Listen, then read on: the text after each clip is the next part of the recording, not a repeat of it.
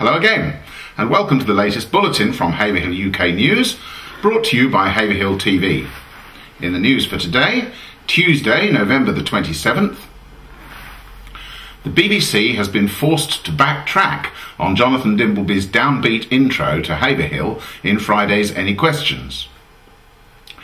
6 groups in the town have received grants totalling over £18,000 from ONE Haverhill for community projects, and someone has managed to flatten one of the steel Haverhill bollards in Queen Street on Saturday night.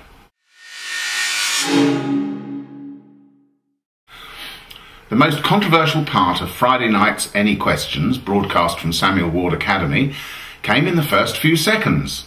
Chairman Jonathan Dimbleby described Haverhill as an overspill town which still had more than its fair share of unemployment and social problems, and he set off a series of complaints after the programme finished.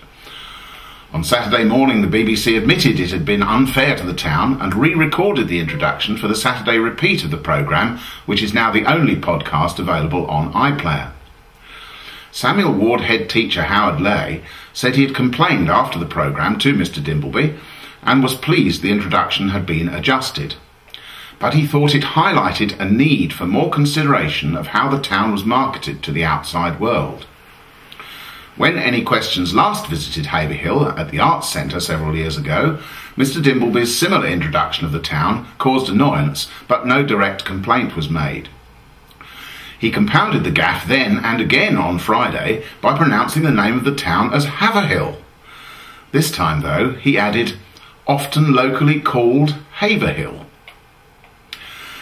The panellists on Friday were the Shadow Secretary of State for Energy and Climate Change, Caroline Flint MP, Reverend Canon Rosie Harper, chaplain to the Bishop of Buckingham and member of the General Synod, Pensions Minister Steve Webb MP, and Conservative MP Mark Reckless, who led the recent Tory rebellion on the Euro budget, and they managed to deal with 4 questions in 45 minutes.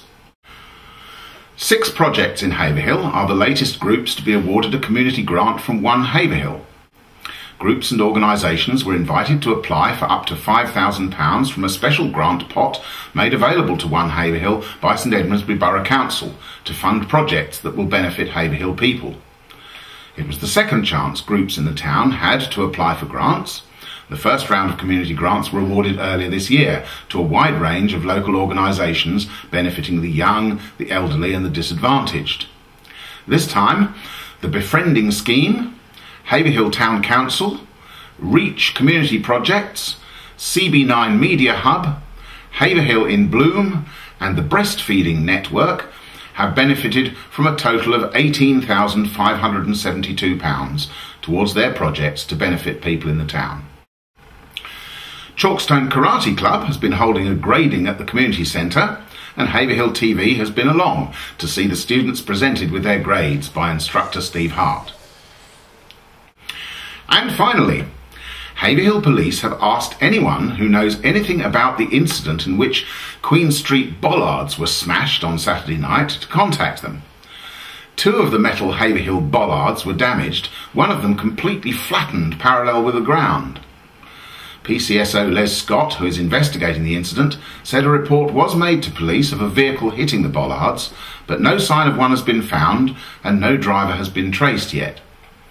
It is assumed a vehicle travelling at very high speed collided with one bollard, spun and bounced off a second bollard.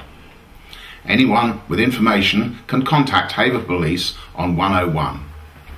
That's all for today, but join us again on Friday, and meantime keep up to date by going to www.haverhilluk.co.uk or following us on Twitter. And here is the weather for the rest of the week.